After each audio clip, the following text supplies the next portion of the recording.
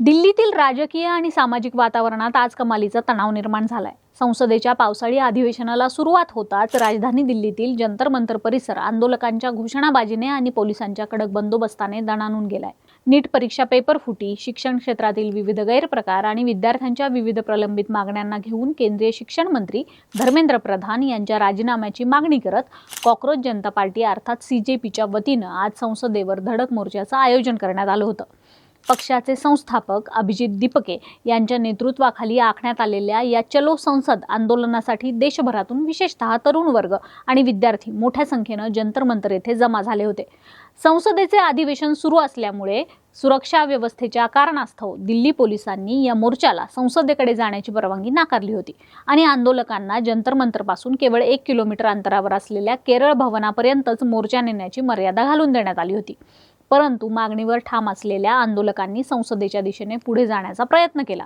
जंतर मंतरवर जमा झालेल्या जमावाने पोलिसांचे बॅरिकेड्स हटवण्याचा आणि ते तोडून पुढे जाण्याचा प्रयत्न केला, ज्यामुळे तेथील वातावरण अधिकच तापलं। परिस्थिती हाताबाहेर जात असल्यामुळे घटनास्थळी तैनात असलेल्या पोलीस आणि शीघ्र कृती दलाच्या जवानांनी जमावाला रोखण्यासाठी आणि पांगवण्यासाठी लाठीचार्जसारखी कारवाई केली। या दरम्यान जंतर मंतर ते केरळ भवन या परिसरात पोलीस आणि आंदोलकांमध्ये मोठी झटापट झाली। परिस्थिती नियंत्रणात ठेवण्यासाठी पोलिसांनी आंदोलकांना पांगवण्याचा प्रयत्न केला।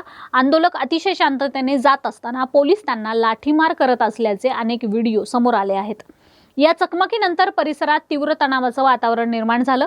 दिल्ली पोलिसांनी अनेक आंदोलनकर्त्या तरुणांना तातडीने ताब्यात घेतलं असून आंदोलनाला पाठिंबा देण्यासाठी आलेल्या आम आदमी पार्टीच्या काही नेत्यांना देखील पोलिसांनी पुढे जाण्यापासून रोखलंय। संपूर्ण सुरक्षा व्यवस्था मजबूत करण्यासाठीच कालपासून जंतर मंतर आणि संसद भवनाकडे जाणाऱ्या मार्गांवर दंगल नियंत्रण, वज्रवाहने, वॉटर कॅनन आणि निमलष्करी दलाचा मोठा फौजफाटा तैनात करण्यात आला होता। खबरदारीचा उपाय म्हणून आणि अफवांना आळा घालण्यासाठी प्रशासनानं या परिसरातील इंटरनेट सेवा खंडित केली आहे। तसेच मोबाईल जॅमर्सची संख्या देखील मोठ्या प्रमाणावर वाढवण्यात आली आहे। या व्यतिरिक्त सुरक्षेच्या सुरळीत आयोजनासाठी दिल्ली मेट्रो रेल कॉर्पोरेशनने जनपथ, राजीव चौक, पटेल चौक, सेंट्रल सेक्रेटेरिएट आणि सेवा तीर्थ ही अत्यंत महत्त्वाची 5 मेट्रो स्टेशन प्रवाशांसाठी पूर्णपणे बंद ठेवली आहेत। दुसरीकडे जंतर मंतर परिसरात अचानक दगडांनी भरलेला एक डंपर आणि काचा फुटलेली एक कार आढळल्याने नवीनच वादाला तोंड फुटले। सीजेपीचे संस्थापक अभिजित दीपके यांनी या वाहनांचे व्हिडिओ सोशल मीडियावर शेअर करत प्रशासनावर गंभीर आरोप केलेत। शांततापूर्ण मार्गाने सुरू असलेल्या आंदोलनाला बदनाम करण्याचा हा कट असल्याचा दावा त्यांनी केलाय। तर पोलीस प्रशासनानं सुरक्षेच्या दृष्टीने आवश्यक ते सर्व पावलं उचलल्याचं स्पष्ट केलंय। रस्त्यावरील या सर्व घडामोडींचे पडसाद संसदेच्या आतही उमटलेले पाहायला मिळाले। संसदेच्या कामकाजाला सुरुवात होताच विरोधी पक्षाच्या खासदारांनी नीट परीक्षा पेपर फुटी प्रकरणावर तात्काळ चर्चेची जोरदार मागणी केली। मात्र लोकसभा अध्यक्षांनी ही मागणी मान्य न केल्यामुळे विरोधकांनी सभागृहामध्ये प्रचंड गोंधळ घातला। परिणामी लोकसभेचे कामकाज दुपारी 12 वाजेपर्यंत तहकूब करावे लागले। एकीकडे रस्त्यावर पोलीस आणि आंदोलकांमध्ये ताणतणाव निर्माण झालेला असताना दुसरीकडे चर्चेची दारं खुली असल्याच्या घडामोडी देखील समोर येत आहेत। पडद्यामागून सरकारने संवाद साधण्याचे प्रयत्न सुरू केले असून सीजेपीचे मुख्य प्रवक्ते सौरव दास यांना पोलीस आयुक्तांच्या कार्यालयात नेण्यात आले। सौरव दास यांनी दिलेल्या माहितीनुसार मागील 30 दिवसांपासून आंदोलक जंतर मंतरवर शांततेत उपोषण करतायत। तरुण वर्ग आपल्या हक्कांसाठी रस्त्यावर उतरलाय। त्यांनी सरकारकडे परीक्षा व्यवस्थेत पारदर्शकता आणि तातडीने सुधारणा करण्याची देखील मागणी केली आहे। याशिवाय आंदोलनाला पाठिंबा देणारे सोनम वांगचुक यांच्याशी देखील केंद्र सरकारचे प्रतिनिधी रुग्णालयात जाऊन चर्चा करण्याची शक्यता वर्तवली जाते।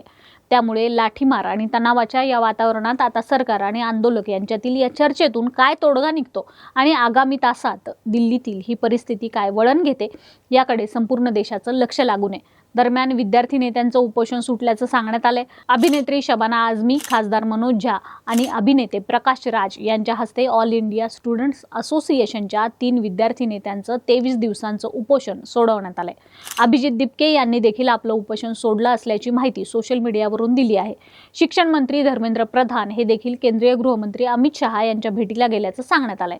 दरम्यान आज दिल्लीत सुरू असलेल्या आंदोलनात नेमकं काय घडतं याकडे संपूर्ण देशाचं लक्ष लागलंय। बाकी या आंदोलनाविषयी तुमची मतं आम्हाला कमेंट करून नक्की सांगा। कार्यारंभवर नवे असाल तर सबस्क्राईब करा। धन्यवाद।